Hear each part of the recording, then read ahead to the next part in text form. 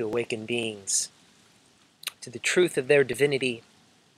to the truth of emptiness awareness, and to the light and unconditional love and wisdom and compassion that we all desire to hold for ourselves and our families and our children and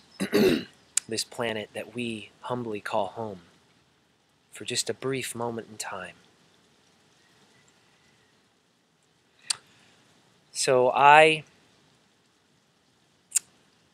for the last 13 years since my awakening,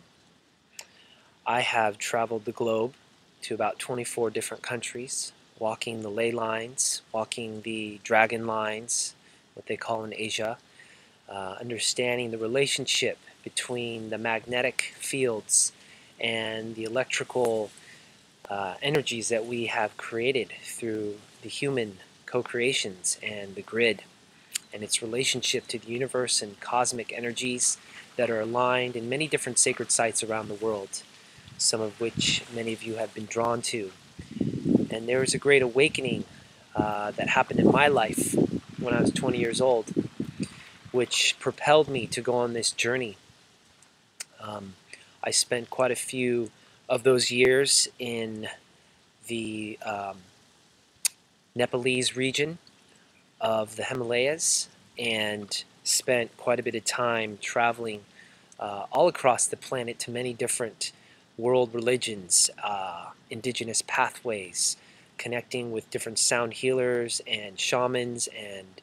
people that are living in the original imprint or blueprint of the way, the simple way of living with the land and connecting with their ancestors, connecting with that which has been passed on from generation to generation, as well as connecting into the sourcing of quantum field and understanding the science of quantum mechanics in relationship to the new age and the new earth, and the wisdom and the willpower and the love that is emanating through what it means to walk the path of self-mastery, what it means to come together and self-love ourselves to fulfill this destiny that we are all synchronizing with, that we are all having these nuances in both the waking dream and dreamless states to have a collective self-realization of a destiny that is happening across the planet, across borders and religions, time and space, creeds, colors, languages, that we can speak from the heart, that we can speak from the space that is that still point, that 0 point, which feeds creation into form, and that creatrix, that feminine aspect of ourselves, as much as this dynamic masculine that wants to come forth and serve the highest good of all. So I have spent time cultivating this energy into my own being, and for the last 5 years I was, through my connection with the archangels and the different Buddhas, began to source consciousness through the frequency of divine joy. And I was told very specifically through Archangel Michael and Archangel Metatron to birth divine joy as a conscious organization or a ministry to emanate the frequencies of divine emotional intelligence, to use the flower of life and the 19 circles that create the flower of life as codes of awareness that have now come through as a blueprint for self-mastery. And each of those circles represents a code. And so for this last year, divine joy has been translated, actually this last 5 years, divine joy has been translated through 4 different light body activation workshops. It's quite simply sound, breath, movement, and eye gazing. And within this last year, from my work here on this sacred Aina of what for me is known as the sacred Mu origins, before the fall of the last golden age between Lemuria and Atlantis, or the motherland and the fatherland. Before both of those, there was just one land, and that land was the land of Mu. And for millions of years, this frequency that was generated here was truly about living in the emotional intelligence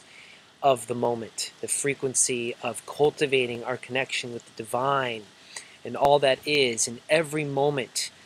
creation and co-creation fed itself into form, as there was no future and no past. And so every moment was a new moment. Every moment was the only present time in which true joy,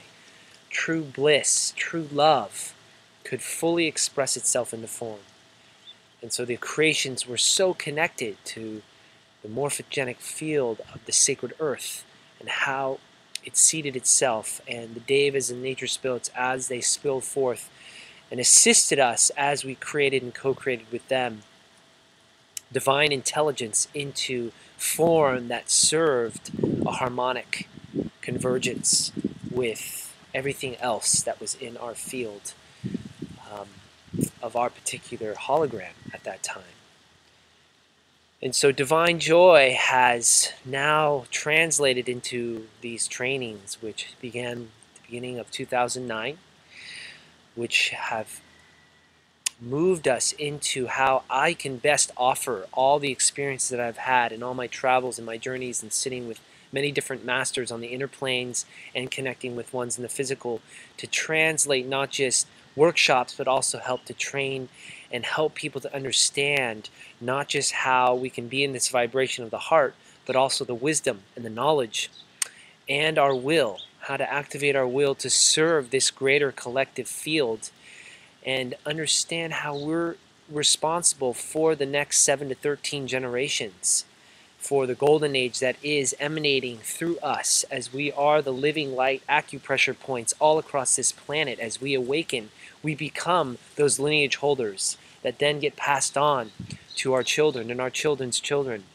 as many different souls at higher frequencies and vibrations of this embodiment of the ascension begin to come into form. And just by that, we begin to go through this process of 2012. So these codes of awareness, which I have dubbed the first 13, is the 13 code self-mastery blueprint. So this 13 code self-mastery blueprint is my way of the last 13 years distilling the essence of the gold, which has assisted me to help many beings as I have received. Now it is time to give, to translate those frequencies to you and to many others, to assist you in the process of how we can create multi-dimensional culture with our lineage and many other lineages that are now coming together. For truly, it is the commune or the community and the university, the universe, communiversity, this addition of synchronizing words. When we bring the universe into community, we create this understanding and this embodiment of what it means to live in collective self-mastery. This is a really key point, because as what has been is no longer holding integrity, and yet many of us who are holding the storefronts, what I like to use is the storefronts of our existence within the existing matrix that we have all consciously and subconsciously and unconsciously have created as part of the game, that we've played. This money game that is part of the greater human game, for truly we are becoming masters of all games. And to understand the games that we've played unconsciously is the first step. And when we begin to understand that this game, which is no longer in universal holographic integrity for a greater game that wants to be birthed, then we can begin to realize that we can let go. We can let go of our attachment to the way the game affects our lives, to the way that it affects the way we dream, to the way that it affects the way that we walk the earth, the way that it affects our relationships. And when we begin to drop into that space and be in our joy of really letting go of the game, of the money game, of the holograms that are creating this hollow distillation of emptiness, awareness in every moment, we begin to birth this new way of collectively coming together.